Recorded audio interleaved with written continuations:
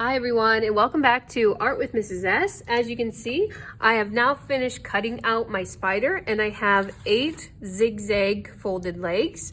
I also have my teeth, my eyes, the head, and the body ready to go. So I have my Elmer's glue ready and I cleaned my workspace and threw all my trash away. My glue stick, I'm going to glue the head on first. To do this, I'm going to take the gray or the smaller circle and put just a little bit of glue on the bottom half of that circle.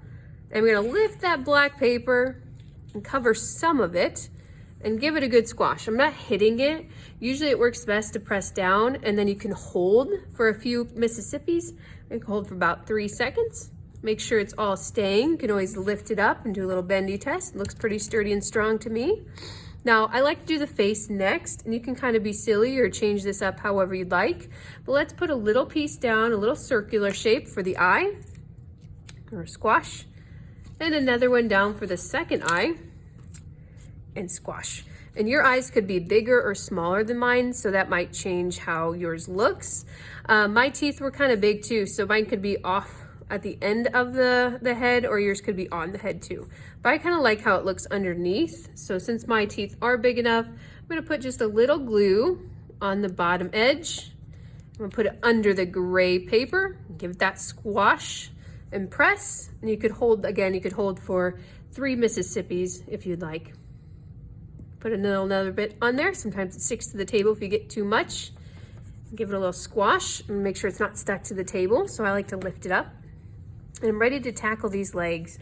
So these legs are a little different. So on these folds, it's a really easy space to put a little glue just on one side.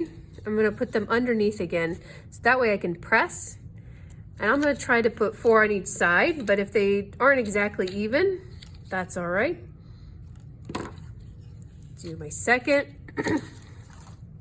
Really giving it a good squash, and I can lift it up to make sure it's gonna stay or that it's not stuck to the table. If you get too much glue, sometimes, again, it can stick to your work surface, and we don't want that. And my 4th leg, I don't really want a bunch in the middle. It might look like he's got a tail, and I want him to be more on the edges. So I have 4 kind of on my one side. This is the right side, and we're gonna go around and do the same thing.